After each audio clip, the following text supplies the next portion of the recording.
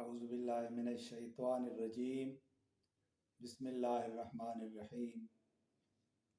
अल्हम्दुलिल्लाहि रब्बिल आलमीन वस्सलातु वस्सलामु अला सय्यिदिल अंबिया वल मुरसलीन व खातमिन नबिय्यीन व अला आलिहि व अस्हाबिहि अजमईन।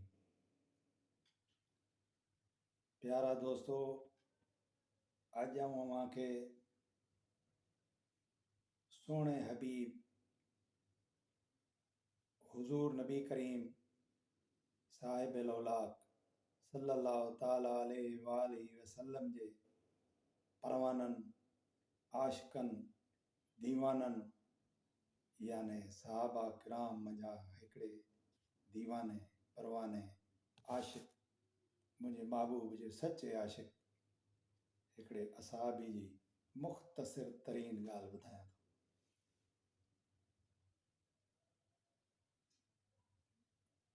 छो त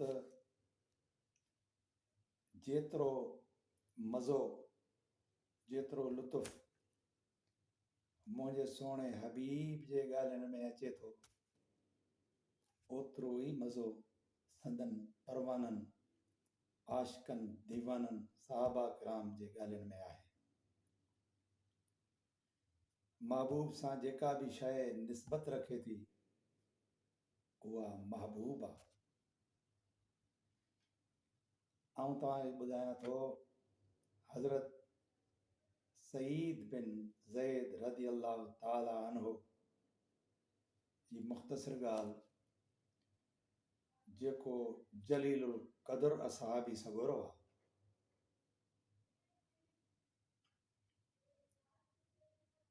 पाण याने हज़रत सईद बिन ज़ैद रज़ी अल्लाह ताला अन्हु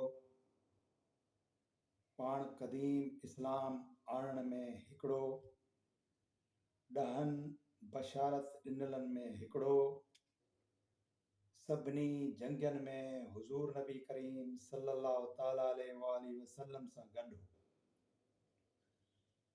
उन जे करामतनि मां हिकु ही आहे जो हज़रत सईद बिन ज़ैद रज़ी अल्लाह ताला अन्हु जे ख़िलाफ़ हिकु औरत नाले अरवा बिन्त औस दावा कई हुई त मुंहिंजी ज़मीन जे कुझु हिसे ते कब्ज़ो कयो अथसि। पोइ पाण उन ज़माने में मदीने मुनव्वरा जे हाकिम मरवान बिन हकम जे रूबरू चयो त रसूलुल्लाह सल्लल्लाहु अलैहि वसल्लम जे हिन फरमान ॿुधण त जेको शख़्स कंहिंजी ज़मीन जी हिकु ॿारी ज़ुल्म सां खसींदो, तंहिंखे उहा ॿारी सतूण ते ॻिचीअ में घटि थी पवंदी। इहो अमर ॿुधण खां पोइ बि हिन औरत जी ज़मीन ते कब्ज़ो कंदुसि, याने त आऊं हिन जी ज़मीन ते कब्ज़ो न कयो आहे।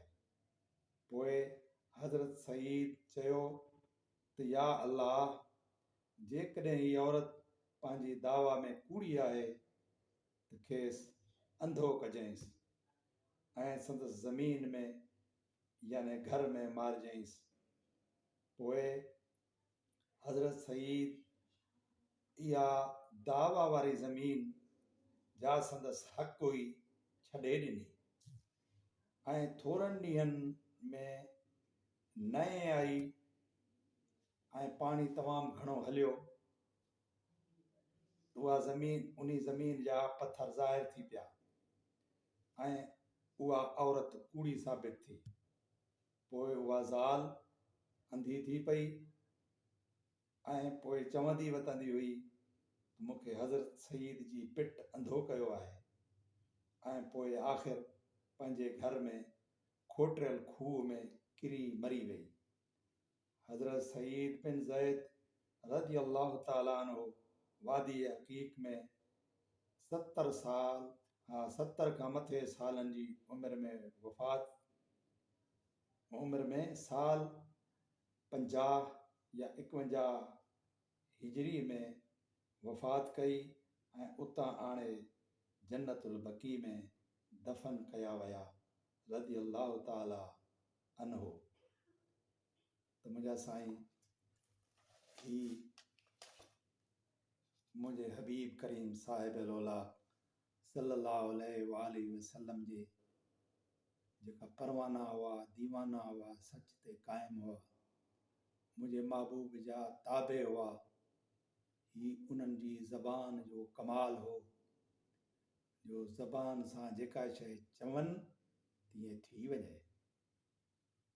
लिसानुल फ़ुक़रा सैफ़ुर रहमान वमा अलैना इल्लल बलागुल मुबीन।